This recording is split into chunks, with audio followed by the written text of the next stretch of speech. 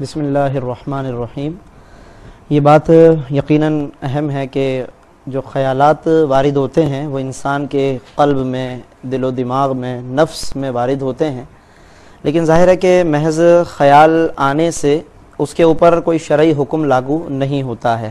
جیسا کہ فرمایا نا کہ اللہ تبارک و تعالیٰ نے میری امت سے معاف فرما دیا ہے وہ چیزیں کہ جو قلب پر یا نفس پر وارد ہوتی ہیں۔ ٹھیک ہے، تو جو چیزیں ہم و ارادہ بن جاتی ہیں، خیال قلبی بن جاتی ہیں، تو اس کے اوپر گرفت نہیں ہے، کیونکہ اس کی وجہ سے کوئی اثر مرتب نہیں ہو رہا معاشرے کے اوپر۔ محض دل میں خیال لانے سے برابر والے کو تکلیف نہیں پہنچ رہی، اس خیال کے نتیجے میں جب یہ ہاتھ اٹھ جائے تو تکلیف ہو سکتی ہے، اس خیال کے آنے کے بعد نگاہ کا غلط استعمال ہو تو تکلیف ہو سکتی ہے۔ اسی طریقے سے زبان بھی اسی خیال کی ترجمانی کرتے ہوئے جب تکلیف دہ الفاظ کے ساتھ آغاز کرے گی، تکلیف دہ الفاظ کے ساتھ کھلے گی، تو پھر اس کے نتیجے میں بہت کچھ مفاسد بھی پیدا ہوں گے۔ اسی لیے اللہ تبارک و تعالیٰ نے جب قرآن مجید میں ہمارے اعضائے بدن کا ذکر فرمایا تو اس میں بھی بڑی حکمت کے ساتھ اس کا ذکر فرمایا۔ سورۃ البلد کی آیت نمبر 9 ارشاد فرمایا کہ الم نجعل لہ عینین ولسانا وشفتین، کیا ہم نے انسان کے لیے دو آنکھیں نہ بنائیں اور ایک زبان اور دو ہونٹ نہ بنائے؟ تو دو آنکھیں ہیں، دو ہونٹ ہیں، مگر زبان ایک ہے۔ علماء حکمت فرماتے ہیں کہ زبان ایک اس لیے عطا فرمائی تاکہ کم سے کم استعمال کریں، کم گفتگو ہو اس سے۔ صحیح۔ مفتی صاحب، پچھلی امتوں کا حال بھی ہمارے پیش نظر ہے اور خاموشی کے باقاعدہ روزے ہوا کرتے تھے۔ اگر اس امت میں روزے تو نہیں ہیں، لیکن اگر کوئی شخص یہ سوچ کر کہ خاموشی کی فضیلت بھی ہے اور کہیں میری زبان سے کوئی غلط الفاظ ادا نہ ہو جائیں، اس سے بچنے کے لیے خاموشی اختیار کر لیتا ہے، تو یہ باعث اجر ہوگا؟ دیکھیں، اس میں دو چیزیں ہیں۔ ایک تو نبی کریم صلی اللہ علیہ وسلم کا فرمان عالی شان ہے کہ بری بات کہنے سے خاموش رہنا بہتر ہے اور خاموش رہنے سے اچھی بات کہنا بہتر ہے۔ ٹھیک ہے۔ تو پہلی بات تو یہ کہ وہ اپنی خاموشی کے بارے میں یہ غور و تفکر کرے کہ ایسا نہ ہو کہ وہ خاموشی اتنی غالب آ جائے کہ اچھی بات کہنے کے وقت بھی وہ کچھ نہ کہہ سکے۔ تو یہ پھر اس قسم کی خاموشی جو ہے وہ باعث اجر و ثواب اور محمود نہیں ہوگی، بلکہ الٹا قابل گرفت ہے کہ وہ خاموشی اگر بالفرض کوئی اچھی بات کہنے کا موقع نہیں ہے تو وہ خاموشی ایسی نہ ہو جو دوسرے کے لیے باعث تکلیف ہو۔ پراسرار خاموشی جسے کہا جاتا ہے، پراسرار کہہ لیں یا ایک خود ساختہ ایسی خاموشی طاری کرنا کہ قریب رہنے والے لوگ کو اس کا شکار ہو جائیں۔ میاں بیوی ہے مثال کے طور پہ، اب شوہر خاموش ہے، اب بیوی چاہتی ہے کوئی جذبات کے اظہار، کوئی پیار کی بات، کوئی محبت کی بات، کوئی اپنے خاندانی معاملات کے اوپر گفتگو کرنی ہوتی ہے، وہ شوہر صاحب گفتگو ہی نہیں کر رہے۔ اسی طریقے سے آفس فیکٹری کے اندر ہوتا ہے، ٹھیک ہے اپنی باطن کی حفاظت کی خاطر یہ کرنے میں شرعاً حرج نہیں ہے، لیکن وہ اس اتنا زیادہ گہرا بھی نہ ہو کہ سامنے والے کی دل آزاری کا سبب بن جائے، کیونکہ کریم صلی اللہ علیہ وسلم نے ہر طرح کی گفتگو فرمائی ہے۔ آپ نے مزاح بھی فرمایا، آپ نے مباح گفتگو بھی فرمائی۔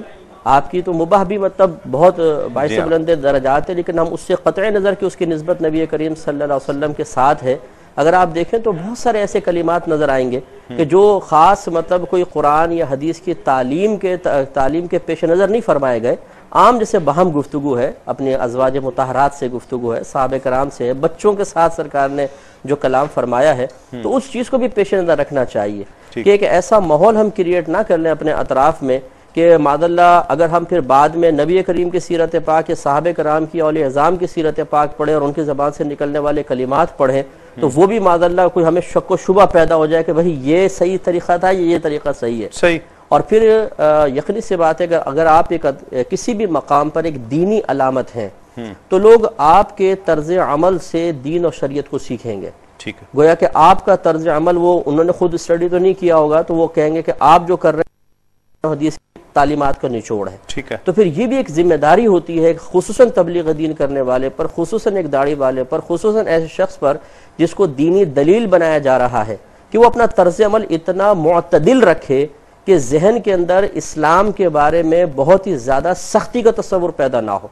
یہ بھی تنفر پیدا کرتا ہے۔ اگر آپ تھوڑا سا غور و تفکر آپ سختی پیدا کریں گے تو اس کے لیے بھی منفی نتائج ہوں گے۔ ہاں، تنفر کا شکار ہو جاتے ہیں، لوگ سمجھتے ہیں شاید دین یہ ہے کیونکہ آپ کو دینی علامت سمجھ رہے ہیں، تو پھر وہ دین کے بارے میں جو منفی تاثرات ان کے ذہن میں پیدا ہوئے جس کے وہ متحمل نہیں ہو سکتے اتنی سخت ریاضت کے، اس کا سبب ہم بنیں گے۔ تو معتدل انداز سے بہرحال خاموشی بہت ہی افضل عمل ہے اور نبی کریم صلی اللہ علیہ وسلم نے اس کی بڑی فضیلتیں بیان فرمائی۔ یہ اس کو یوں کہا جا سکتا ہے کہ اس کے کچھ مواقع ہو سکتے ہیں۔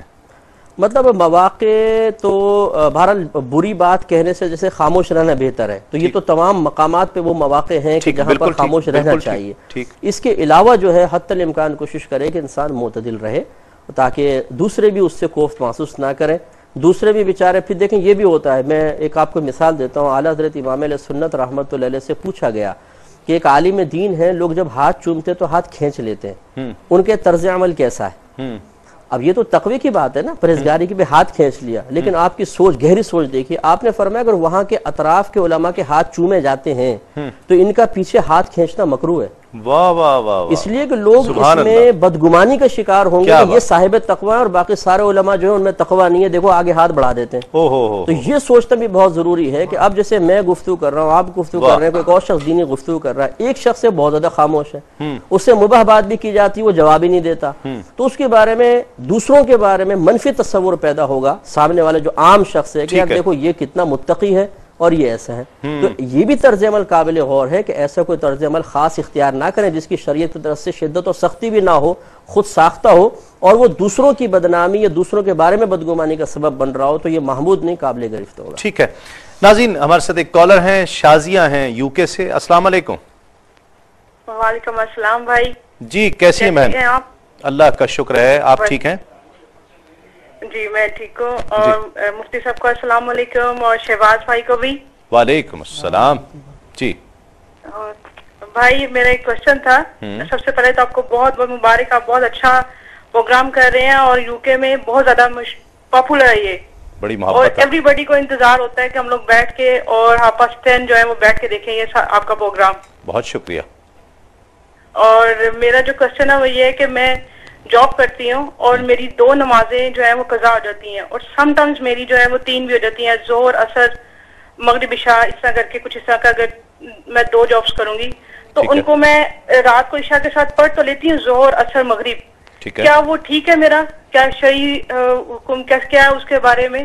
ٹھیک ہے۔ اور بالکل بھائی جب ہم آج بات کر رہے ہیں زبانی افعال کی، کہ جب ہم لوگ کہتے ہیں کچھ لوگ آپ کو اتنا تنگ کر دیتے ہیں کہ آپ ان کے بارے میں کچھ نہ کچھ آپ کو بولنا پڑ جاتا ہے، تو اس کے بارے میں کیا حکم ہے کہ ہم کیا کریں کہ جب آپ کو ایک حد سے زیادہ بندہ ایک تنگ کر دے گا؟ جی ہاں بالکل، بہت اچھی بات بہن آپ نے کی ہے۔ واقعی یہ ایک صورتحال ہے کہ اس وقت پھر زبان کی سختی کا وبال اس پر ہوگا یا نہیں ہوگا، یہ بہت اہم بات ہے۔ بہت شکریہ۔ ایک کالر اور شامل کرتے ہیں۔ السلام علیکم۔ وعلیکم السلام جی۔ جی کون صاحب اور کہاں سے؟ سر محمد عثمان بات کر رہا ہوں لاہور سے۔ جی عثمان بھائی کیا کہیے گا؟ سر میں پہلی رمضان سے لے کے اب مسلسل کال کر رہا تھا، بیزی مل رہے تھے مسلسل، سحری کے ٹائم بھی، افطاری کے ٹائم بھی۔ اچھا، تو آج اللہ تعالیٰ نے کرم کال مل گئی۔ چلیں عثمان بھائی، ہماری بھی خوش قسمتی ہے کہ آپ سے بات ہو رہی ہے۔ سر تھینک یو جی سر، میں نے پتہ کرنا تھا، یہ اپنے مفتی اکمل صاحب سے اطلاع لینی تھی۔ مسئلہ یہ ہے کہ ٹیسٹ ٹیوب بیبی کے بارے میں نا شریعت کے حساب سے جو ان سے پوچھنا تھا میں نے۔ ٹھیک ہے بالکل۔ اور ایک سوال یہ تھا کہ اگر بیوی اچھی ہو، اس سے کوئی پرابلم ہو بیچاری میں، کہ کوئی زچگی کے مسئلے میں پرابلم ہو اس کو، تو اگر اس میں اسلامی روح کے مطابق کیا ہے کہ جی کہ سالی کے ساتھ آپ نکاح کر سکتے ہیں اگر اس کو چھوڑنا نہ چاہیں ہم تو؟ اس کو ساتھ رکھے ہوئے؟ جی جی جی۔ اچھا چلیں آپ کو بتا دیں مفتی صاحب، جس طرح ہم گفتگو کر رہے ہیں، ایک شخص کو شعور ہی نہیں ہے کہ میری زبان سے جو لفظ ادا ہو رہے ہیں یہ کسی کی دل آزاری کا سبب بن رہے ہیں۔ ہو سکتا ہے اس کی بہت سی مثالیں دی جا سکتی ہیں کہ وہ اس کی تعریف کر رہا ہے، لیکن ایک عقل مند آدمی یہ فیصلہ کر سکتا ہے کہ یہ تو عجیب صورتحال ہو گئی۔ اس کو اتنا شعور ہی نہیں ہے کہ وہ دوسرے کی دل آزاری کا سبب بن رہا ہو، اس پر وبال ہوگا اس کی زبان کا یا ان الفاظ کا، اس دل آزاری کا۔ دیکھیں محض شعور نہ ہونا یا علم نہ ہونا یہ دلیل نہیں ہے، خصوصاً جب کہ وہ ایک ایسے ماحول میں ہو کہ جہاں پر وہ اس بات کو سمجھ سکتا ہو، اگر سمجھنے کی کوشش کرے یا سمجھانے والے افراد موجود ہوں۔ ہمارے دین کی ساری رہنمائی موجود ہے، قرآن مجید کے دلائل، احادیث مبارکہ، علماء کی کتابیں، اس کے علاوہ سارا کا سارا ماحول وہ ساری باتیں مطلب کچھ چیزیں ایسی ہیں جن کا تعلق عرف و عادات سے ہے. تو اب یہ کسی کو تکلیف ہونا نہ ہونا اس کا تعلق قرآن و سنت کے علاوہ عرف و عادات سے بھی ہے. تو اگر اس کے باوجود ایک شخص ان باتوں کا شعور نہیں رکھتا تو یہ ظاہر ہے کہ اس کی اپنی غلطی ہے. پھر اگر واقعتاً اس کی اس گفتگو سے اس کے کلام سے آگے کسی کو تکلیف ہو رہی ہے اور فرض کیجئے کہ یہ تجربہ بھی کیا جا چکا کہ اس کو جب یہ بتایا گیا کہ آپ کی اس گفتگو سے اس کلام سے تکلیف ہو رہی ہے, اگرچہ تمہیں شعور نہیں تھا لیکن اب اس کے بعد بھی وہ اسی پہ قائم ہے اور اپنی عدم شعور کو ہی سامنے رکھتے ہوئے وہ اسی طرح کلام کیے جا رہا ہے, تو یقیناً بحث غلطی ہے اور وبال بھی ہوگا اس کے اوپر. تو محض شعور نہ ہونا یہ مطلب کسی چیز کا ریزن نہیں ہے. اس کو چاہیے ہم اگر اس کو بہت احتیاطاً بھولا کہہ دیں کہ بہت بھولا ہے بیچارے کو نہیں پتا, سادہ ہے بہت بیچارہ, اس کو اتنا, تو اس کا طریقہ یہ کہ ایک آز مرتبہ یا ابتدائی کلام میں معافی ہو سکتی ہے, لیکن اگر اس کا یہ طریقہ بن چکا ہے, عادت اس کی بن چکی ہے, نہیں تو اس کو دیکھیں مسئلہ یہ ہوتا ہے, سادہ تو سادہ ہوا. دیکھیں مسئلہ یہ ہوتا ہے کہ جن چیزوں کا علم سیکھنا فرض ہے, علم سیکھنا لازم ہے, اس میں اگر کوئی شخص چاہے بھولے پن سے کوتاہی کرے چاہے ڈیڑھ ہوشیاری سے کرے, دونوں صورتوں میں قابل گرفت ہے.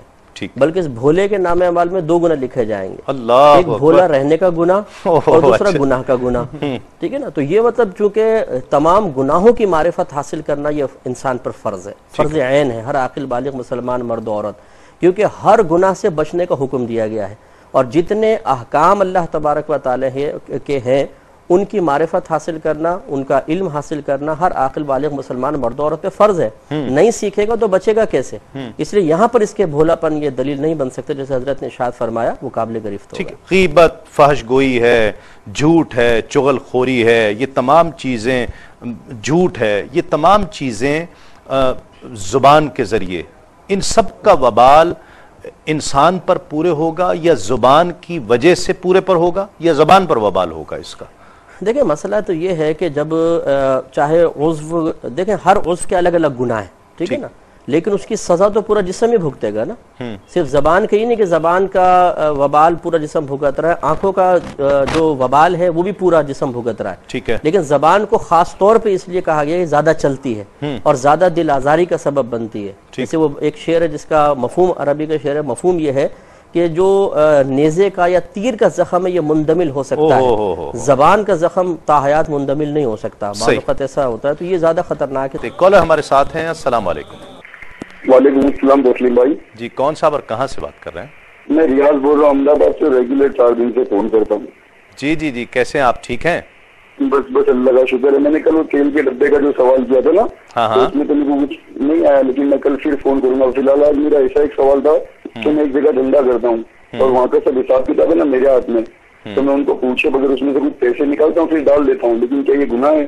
تو مجھے اس کا سوال ہوا. تسلیم بھائی تھوڑے میرے فون کافی کرتا ہوں, میں پوری رات اس کے لیے سوتا نہیں, اور 5-6 سال سے کنٹینیو دیکھتا ہوں. ہمارے رمضان میں سی بات کیوں کی, تو میرے سوال جلدی فون لے لیا کرو, بیچ میں ایڈورٹائز آتی ہے, میرے سے کل آپ بھی بات کر لو تو چلے گا. اچھا, کل کا تو جواب آپ کو مل گیا تھا نا؟ ہاں, پر جو میں نے پوچھا تھا نا انہوں نے کہتے کہ زیادہ بھاؤ میں بیچتا ہے. ایکچولی میں ایسا بھاؤ میں زیادہ بیچتے ہیں ایسا نہیں ہے. ہم لوگ جیسے 1200 روپے کا تیل کا ڈبہ لیتے ہیں کسی سے, تو ہم لوگ کو 1170 روپے میں بکتا. میں زیادہ ڈبے لیتا ہوں ان سے, 50-100 ڈبے, کیونکہ میں سود سے لیتا ہوں پیسے, اور میں نے آپ کا سن کے میں نے سوچا بیاج سے اب نہ لوں پیسے, تو یہ تیل کے ڈبے لیتا ہوں اور اس کو جیسے 1200 روپے کا بھاؤ ہوتا ہے تو 1170 میں بیچ دیتا ہوں, اور پھر ان کو نا وہی جو جن سے میں لیتا ہوں ان کو 100 روپے ایکسٹرا بھی بھرتا ہوں, ہر ہفتے کا جیسے پیسہ بھرنا پڑتا ہے. تو یہ حرام تو نہیں نا, ایسا پوچھنا تھا میرے آپ سے. کمیشن سمجھ گئے تو میں تو اس کا جواب دے دینا پلیز. وہ کمیشن کی صورت ہوئی کوئی؟ ہاں, جو بھی آپ جو بھی سمجھ رہے ہو ویسا ہے, ٹھیک ہے. نہیں دیکھیں, پتہ کیا, آپ تسلی کر لیجئے اپنی, میرا مقصد آپ کی تسلی ہے کہ اگر آپ سمجھتے ہیں کہ وہ ہو سکتا ہے, کئی بار ممکن ہوتا ہے میرے بھائی کہ چونکہ یہاں پورا کیس جو ہے وہ تو لینے کا وقت نہیں ہوتا, اور ایک جو عمومی مسئلہ سامنے آتا ہے اس پر فیصلہ دیا جاتا ہے, نہ جواب دیتے ہوئے بہت تفصیل جو ہے نا وہ ہم کر پاتے ہیں.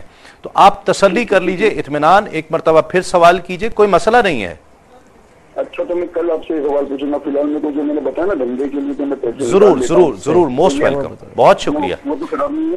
جی بالکل, آپ بہت شکریہ. ایک کال اور شامل کرتے ہیں. السلام علیکم.